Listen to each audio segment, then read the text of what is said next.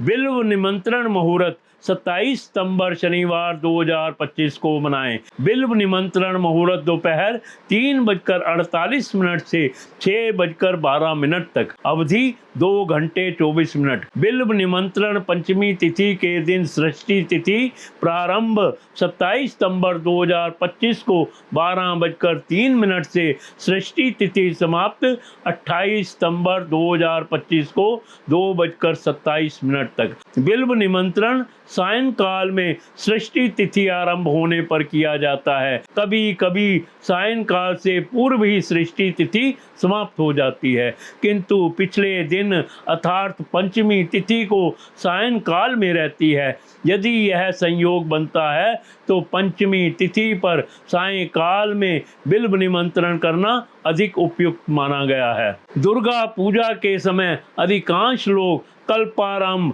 बोधन तथा अधिवास व आमंत्रण के लिए सृष्टि तिथि का ही चुनाव करते हैं, चाहे संध्या काल तक सृष्टि तिथि हो अथवा ना हो।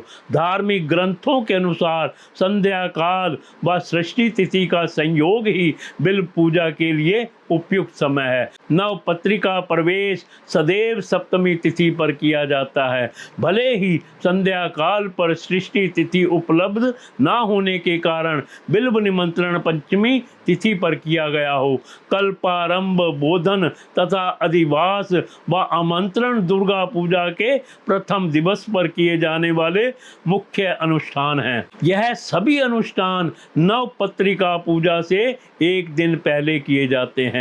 कल्पारंभ सुबह प्रभात काल में किया जाता है। कल्पारंभ के समय जल से भरे घट या कलश की स्थापना की जाती है तथा देवी दुर्गा का विधिवत पूजन किया जाता है। पूजन के पश्चात देवी दुर्गा के समक्ष अगले 3 दिनों तक संपूर्ण विधि विधान से पूजन अनुष्ठान करने का दृढ़ संकल्प किया जाता है। इन पवित्र 3 दिनों को महासप्तमी, महाअष्टमी तथा महानवमी के नाम से जाना जाता है। बोधन संध्या काल के समय किया जाता है। इसे अकाल बोधन के रूप में भी जाना जाता है। बोधन का अर्थ है जागरण। इस अनुष्ठान के द्वारा देवी दुर्गा को प्रतीकात्मक रूप से जागृत किया जाता है। हिंदू पौराणिक कथाओं के अनुसार सभी देवी देवता दक्षिणायन के समय 6 माह के लिए निद्रा में लीन हो जाते हैं। इस अवधि में दुर्गा पूजा पर्व आता है, इसीलिए पूजा से पहले देवी दुर्गा को जागृत किया जाता है। देवी दुर्गा का सर्वप्रथम भगवान राम द्वारा जागृत किया गया था। भगवान राम दशानन रावण से युद्ध करने से पूर्व देवी को प्रसन्न करना चाहते थे। देवी दुर्गा को असमय जागृत करने के कारण बोधन अनुष्ठान को अकाल बोधन के रूप में जाना जाने लगा।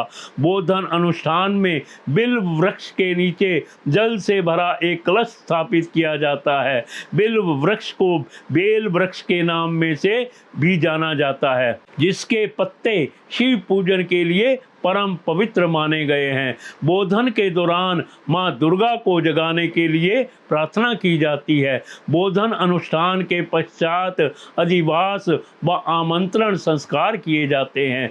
देवी दुर्गा के आवाहन के पश्चात उन्हें प्रतीकात्मक रूप से बिल्व वृक्ष में स्थापित किया जाता है। इस क्रिया को अधिवास कहा जाता है। अधिवास संस्कार के दौरान देवी दुर्गा की स्थापना से पूर्व बिल्व वृक्ष को पवित्र किया जाता है। अधिवास की क्रिया संपन्न करने के पश्चात देवी दुर्गा से यह अनुरोध किया जाता है कि देवी मां अगले दिन पधार कर नव पत्रिका पूजा स्वीकार करें। देवी दुर्गा को नव पत्रिका पूजा स्वीकार करने के लिए किए गए अनुरोध एवं विधि पूर्वक पूजन को आमंत्रण के रूप में जाना जाता है।